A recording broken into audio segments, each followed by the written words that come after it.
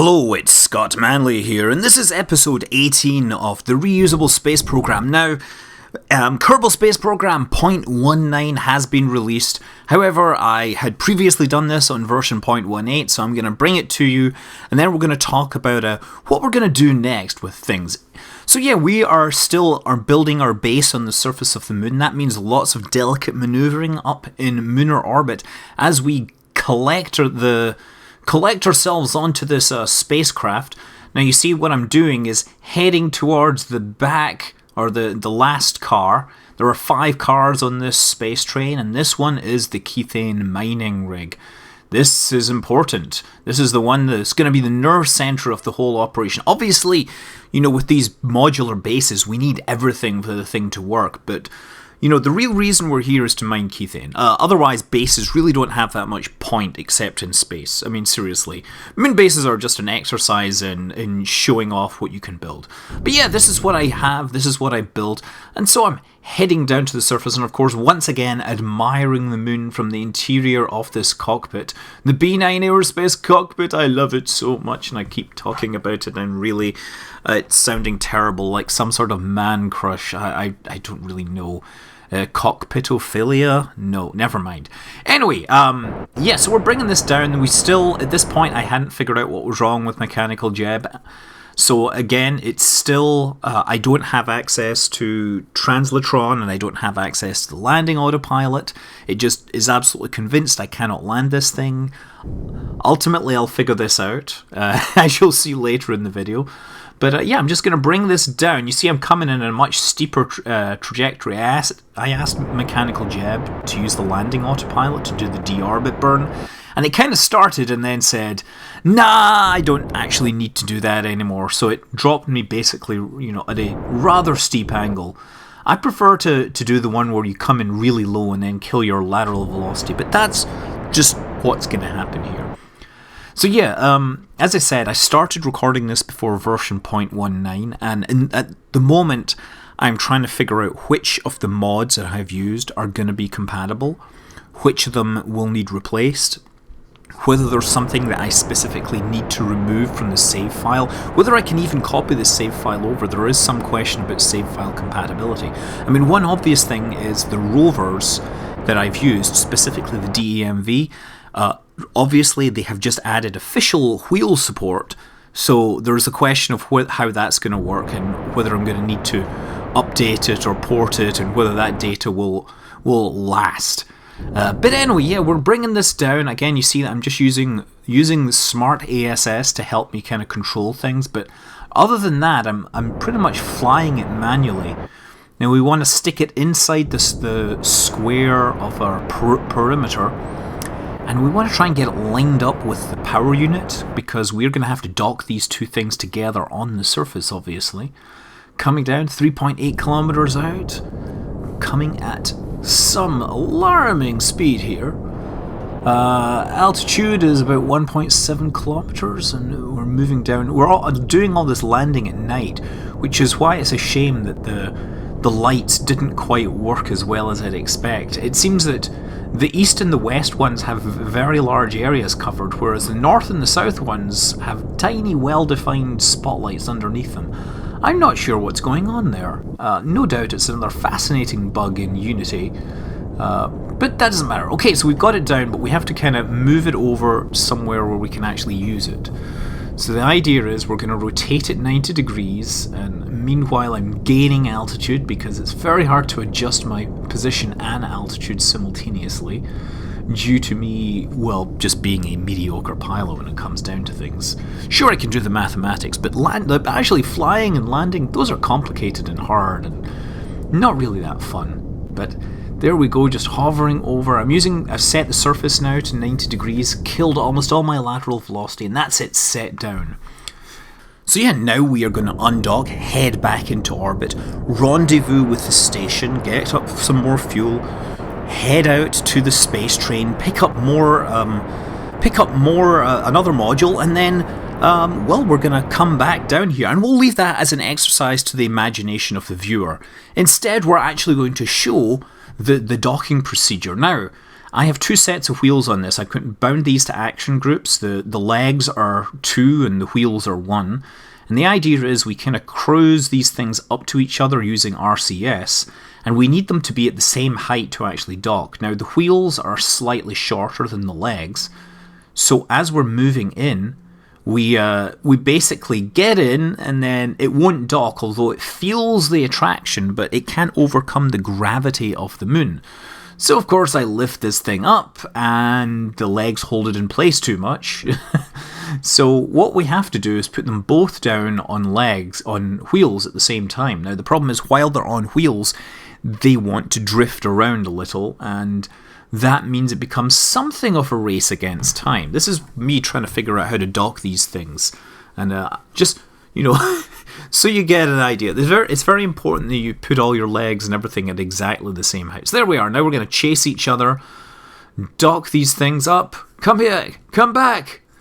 Don't run away, I know you want to dock. We shall be one together. Nope, there we go. So now we have the core of our base. We have a power supply, we have a Keithane mining setup, and we have a refining setup. We have a very small fuel tank, so we could, at that level, mine a very small amount of Keithane and convert it. Unfortunately, we don't actually have any transfer mechanisms. So yeah, we've got to get these fuel tanks. Now, the fuel tanks are going to form the bulk of the rest of it. The actual station design has 6 of these tanks, and they're all identical modules. They pretty much have, they have these quantum fuel transfer modules attached to the underside, and RCS systems attached to them, and all that other thing. So anyway, yeah, get myself set up to dock. I locate a docking port, and maneuver in slowly and elegantly like a ballet in space. Actually, it's not so much a ballet, more like a very, very long flying trapeze act, if you think about it. We're just grabbing these things in air as they fly around. Also, you might notice there is a small mistake here. Let's see if you can figure it out before I tell you what's going on. So yeah, we're coming in. Obviously, we have to rotate the lander 90 degrees or 45 degrees.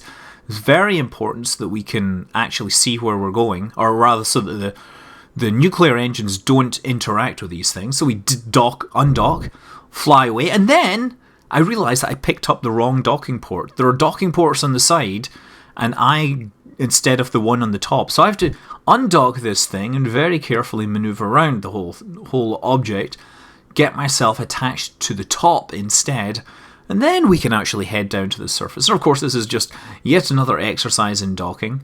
I'm using mechanical jeb now to let me hold parallel. All that does is it's basically like an ASAS module that's holding relative to an object. I think very nice thing to have. I know the developers are against having something like the Ascent autopilot, but I could see a real argument that having smart ASS makes a lot of sense in the core game, since it's basically just a bunch of buttons that tells the ASS system what way it wants to point. And these are all cardinal directions, and it makes a lot of sense, I think, to add this to the basic game, if you ask me. But, we'll see what happens over time, obviously. I mean, now that we've got 0.19 out, we might see an accelerated rate of release of the game. And we'll see what goes on. Anyway, so yeah, coming in and grabbing this thing. It's much harder to see where this thing is coming from, but at least we know everything's pointing the right way. So there we are, folding out the landing legs, and we're going to descend down to the surface. And at this point, I have, in fact, managed to figure out what was wrong with mechanical jeb. Actually, I don't know what I figured out, because it just magically worked when I loaded it up. So, indeed, land at target actually worked this time. I just literally clicked land at target, and now I can just relax and watch this thing drop it down near the base. The coordinates I have set. I set the coordinates a little bit away from the base because I don't want it to land on the whole thing. Instead, I want to land it, and then I will fly it manually to where it needs to be. So coming in again, this is all 4 times time acceleration, just so you know. And there we go. We're going to watch it from inside the cockpit. So note to future self, make sure the next time you grab this, you turn the cockpit at 90 degrees to the tank, because this completely ruins ground visibility. And frankly, it means you don't know if you're going to come down on top of something like a base or a Kerbal or something. It would really suck to land on top of another thing and destroy it. But from the outside, of course, you can appreciate this vista of the lunar landscape as we come down with great speed. So yeah, there are a few other things you should know about the version 0.19. There have been minor changes to items. There's a number of new items that are adding. Sepatrons, they've really cut the mass down on, so it's a lot easier to build crazy Sepatron-driven rockets at last. Also, if you're building rovers, either remap the keys to use the translation controls, that kind of makes more sense, or use docking mode and switch it, because if you have it in regular rotation mode, when you're hitting the drive keys, you're actually trying to induce a rotation in your object. So that means as you're turning, there's a pretty good chance that you will roll yourself over or something. But yeah, look at the mechanical jebs just dropping me onto the surface, and very nicely done, sir. It's a little more, mechanical jeb has got a little more aggressive than it once was. Look at that. There we go. Now we got to actually move it inside the perimeter and stick it on there. Now, we are going to use the translatron for this, but I'll view it from inside the cockpit. So it's kind of all we're going to do with the translatron is use it to hold altitude and use it to like kill horizontal speed. So we set up a surface to basically set our neutral position to be straight up and down. So we're now going to kind of pitch over towards the target, and again, this is always kind of hard because Q and E control the rotation, but E will actually make you turn to the left and Q will make you turn to the right. I really seriously think the game needs some control, mapping systems that let you adjust the way the control mapping works depending upon the vehicle you're flying and where you're flying it from. I mean, this is very important with joysticks in aircraft versus spacecraft. In an aircraft, when you push left, you want to roll, whereas in a spacecraft, when you push left or right, you want to yaw. And so you kind of want to try and have these things automatically map itself. Now, there's a nice suggestion to the developers for version 0.20 or whatever. Anyway, bringing it down, you see I've tried to line this thing up as much as possible. It's actually relatively easy to turn these things. The resistance of the wheels isn't a huge problem here, especially since these tanks are empty. I don't know, once the tanks get full it might be harder. But there we go. Look, we can see our shadow there. That's awesome. Nice, we actually have daylight come at last. Although Mechanical Jeb has decided to put down my extra legs, so there we go. We'll just watch this from inside the cockpit again. Yeah, I got that one wrong. I turned the wrong way. Now we're heading off towards orbit. And that beautiful view of the valley from here. Anyway, so now we're going to try and lock this onto the end. And again, we're going to have to do the same thing once more. Roll it out there. You see now that we have lights on this thing, so this will help us at night and all those other things. But we're going to just get it in there. Another thing to be careful of is if you use designs like this, make sure you have the rotation of the docking ports correct, because on this one I accidentally had the docking port on one side rotated at 90 degrees, which means that when they dock together, or when I'm trying to drive it, depending which end I'm controlling it from, my pitch becomes my yaw and vice versa. Very annoying. Anyway, look, we finally have a working Keithane operation. Look, 6 drills plunging into the heart of the moon and stealing her resources. So yeah, we have one more fuel tank to go from here. It will be more of the same, no doubt, but let's try and do this correctly. So yeah, we're going to get this in and we're going to make sure we rotate everything the correct way this time. Unfortunately, the vehicle is, well, it's there, but the docking port is on the lights on the dark side of the spacecraft. I have lights, so it's not such a big problem. You know, people keep on telling me I should download Romferer's docking camera, but now that he has become a developer, I'm eager to see whether we can actually have this as a legitimate built-in item. You know, Romferer's stuff tended to have a lot of different items in his packages. A lot of the time I just wanted the one item and didn't end up wanting all the other stuff, but it'll be good to see his stuff getting into the game, actually, because he has a lot of very good ideas.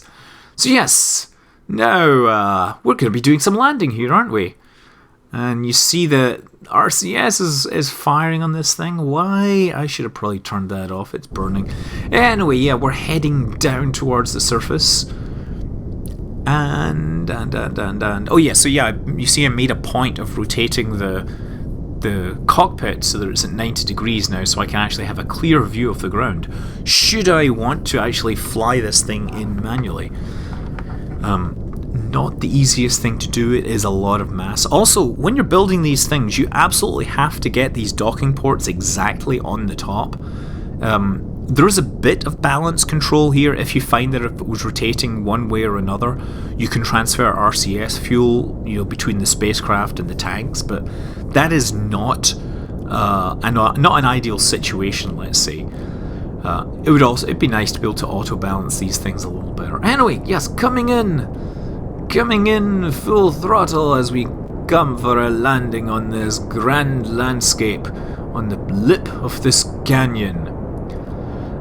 One of the things that did not make it into 0.19 was the resources, so Kethane still works, it still is valid, which of course gives a new lease of life on the Reusable Space Program. Again, we are going to have to figure out how to copy this stuff over, and that may or may not be possible. In some cases we might find that we have to remove certain items, and that will take time. There we go, what a beautiful view, watching the whole landscape, watching the whole base there. It's pretty awesome actually. There we go. Fortunately the lunar gravity is low enough that I can actually sit on this docking port. And now I'm going to fly this manually again. And we want to stick this at 90 degrees. We want to attach it to the side. And the reason is, well, the reason we want to attach it to the side, we could attach it linearly, right? There's 4 more tanks after this one. But we want it to attach it to the side because once we do that, that means we have wheels that are at 90 degrees to each other, and that will stop the random rolling around once we try docking. So it means that we can leave it on the wheels during the docking rather than having to have things chase after each other. Unfortunately, that will mean that we have to dock this thing when the target wants to slide sideways, so there's going to be a bit of messing around here to actually make the docking happen, and you'll see that. But right now I'm just very carefully trying to put it into position. See, I've moved the camera more or less directly overhead so I can get a really good idea of where the port is. And I briefly considered maybe I could try docking this thing and using the rockets, but that way would lead to madness. Seriously, it's mad. It would be seriously mad. Not my thing. Okay, come on, just land there. No, I'm kind of deciding. Do I want to move in there or not? I thought, what's going to happen? Well, odds are I would probably burn off my landing legs with the nuclear rockets. Which, although, as I pointed out, nuclear rockets are actually cooler. The exhaust temperature is cooler than chemical rockets. And the exhaust typically isn't actually radioactive. Nice view from the inside again. I do love cockpit views. Anyway, so now, looking down at my feet, I can see my navigation markers down there. Oh, very nice. So we get ourselves into orbit, and again, rendezvous and everything is left as an exercise for the reader or the viewer. So let's try and dock this thing. Now we're going to have the same situation that once we get in close, we'll feel the force. And you see I'm trying to bump the back up. So the thing is, if I switch units here, if I switch control here, then there's a pretty good chance that what'll happen is that the thing will slide sideways, it'll roll sideways on the wheels, and I'll end up having to chase it. Yeah, or, for example, in this case, my landing struts didn't quite work. yeah, what I'm basically doing is making it bounce around, and hopefully at some point the magnetic qualities of the docking node will bring it in and will snap them together and give me a completed station like that. There we go. Moonbase 2, sitting static, unmoving on its wheels. So yes, now we have this. We have 4 more of these tanks in Kerbin orbit, and of course that means sending the fuel train back to get it. Now we picked up another load of fuel at the moon. That's kind of important, and we're going to take it back to Earth. This time we're not back to Earth, back to Kerbin, damn it. There it is there, the planet Kerbin. I don't know, I see it all the time and I don't know how I forget it. Yes, we're going to head back, and this time we are going to do aero braking. And yes, this is one thing where I can actually show you 0.19. So, yeah, I basically kind of ported the model, although I think there's a couple of things wrong. This one has the wrong solar panels. But this is what we call an edit. It's a post-edit special effect, where we're basically using footage from version 0.19 to demonstrate the re-entry effects that would have been seen as what I did in the previous version. Also note that the pilots have changed. The B9 cockpit is in fact a 2-man cockpit, which I hadn't realised. I'd only put one dude in it because it looked like it fit just one, but they sit one behind the other, and there you see the re-entry effects coming in. One thing to note, I'm leaving these solar panels out because I fully expected them to fly off and provide some awesome special effects. You will see whether that wish comes true or not. Yeah, let's see from the inside. You can just about see the flames licking off the outside. The docking node sticking out the front seems to be a pretty good generator of these things. If you want to have a spacecraft and see these flames flying past the canopy or whatever, have a big nose that sticks out a long way, and that will generate the flame effect that goes backwards and covers your cockpit viewpoint. So that's the trick. So there we go. We've reached Periaps, and we're now flying outwards again. Of course, I did this inverted just so we could take a look down at the planet, but you can see that we're slowing down. Our altitude is rising, the air pressure is dropping, and yes, the heating from the atmosphere is fading away ever so slightly, and the solar panels did not fall off at any point. I don't think they even got damaged. Now, no doubt we will see future refinements to the re-entry system, but that will be in some future episode, no doubt. I'm Scott Manley, fly safe.